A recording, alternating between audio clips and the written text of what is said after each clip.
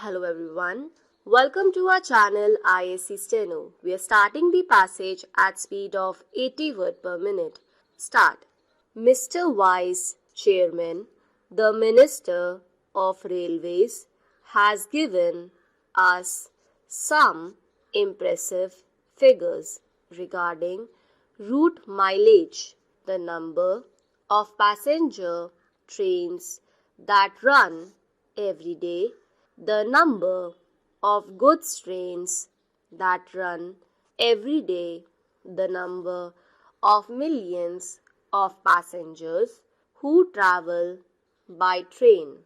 He has tried to compare them in view of the vastness of the country, the large number of passenger trains being run, the large number of goods trains being run, and the big route mileage.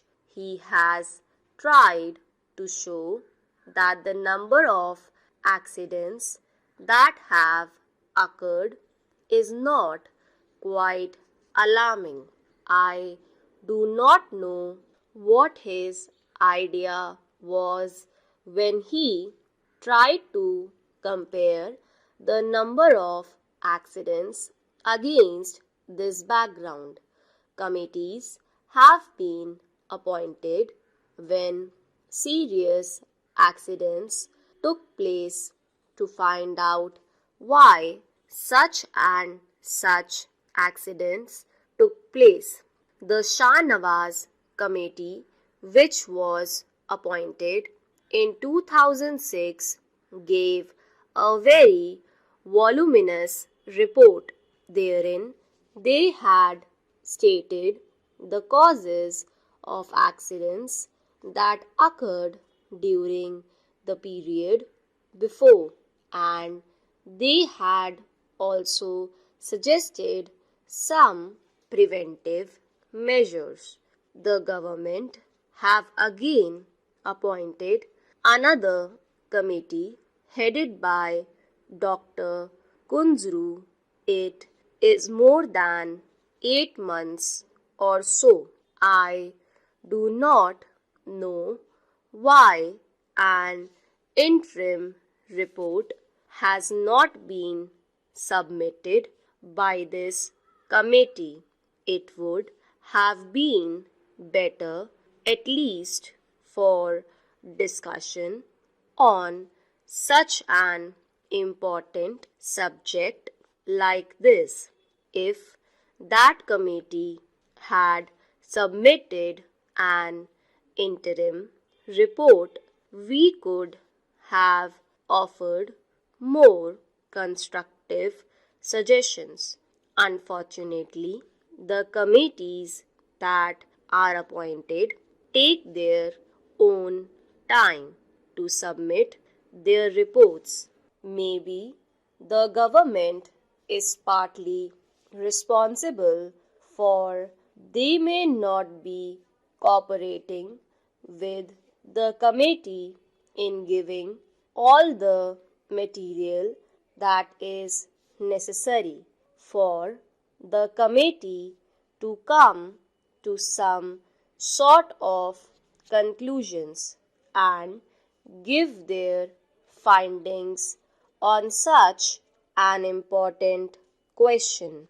Time and again, we have discussed this question of accidents, and I was really pained to see how the minister tried to minimize the seriousness of the railway accidents. He also quoted in the other house the figures, the number of accidents that are taking place in other countries, particularly America and England.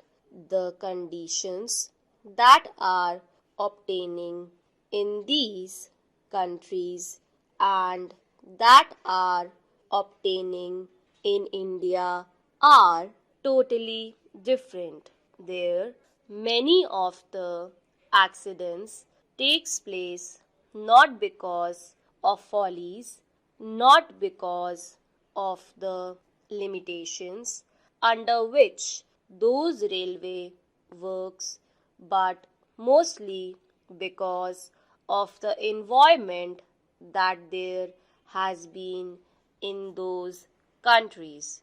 So he did not mention the figures here but took refuge under the guise that our railways work much better than the railways work in other countries, and that the rate of accidents in India is much lower than the rate of accidents in America or England. So, by having this discussion, the Railway Board and the Railway Ministry should be able to learn some lessons, and if they are prepared to implement the silent suggestions that will be made by the members,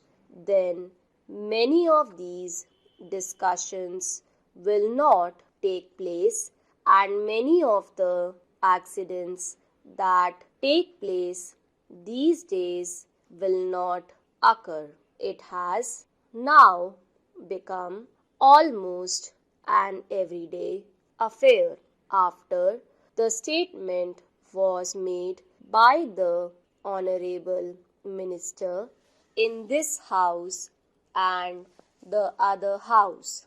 Another accident had occurred to a deluxe train. It is therefore incumbent and imperative on the part of the Railway Ministry to see whether they could avoid these accidents. Many of the accidents that have occurred not because they are accidents but because of the wrong things done by the railway ministry. When a train leaves the station, care is not taken to see whether it has a defective engine, defective locomotive, whether proper check was made of it, whether the bogies that are attached to the train are properly checked up, whether the screws and bolts that are there are properly placed in their proper places, and so on. These are all things which, if properly inspected, will show whether the train is fit for traveler not, and if these things are properly adhered to, many of the accidents will not occur. A member in the other house has reported a statement from the statesman of Kolkata that the loco shed people asked the driver of a particular train to somehow manage, even though he complained that he could not take the train. He tried to manage.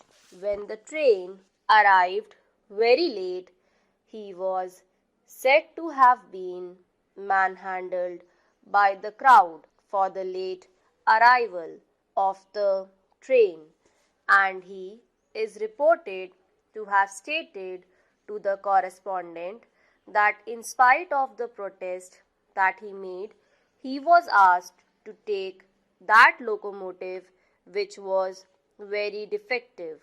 Last year, similar accidents occurred.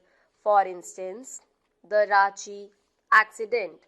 It is also reported that the engine driver protested when he was asked to take the train because the engine was defective. But in spite of his protest, he was forced to take that engine and an accident occurred. I am glad that an inquiry commission has been appointed to go out into the cause of the accident. Stop.